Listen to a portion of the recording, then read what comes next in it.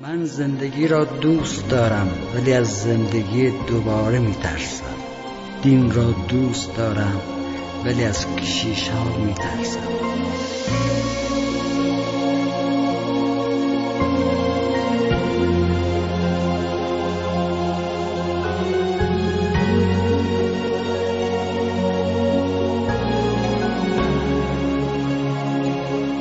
قانون را دوست دارم ولی از پاسبان ها میترسم.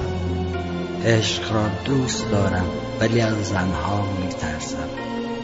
کودکان را دوست دارم ولی از آینه میترسم.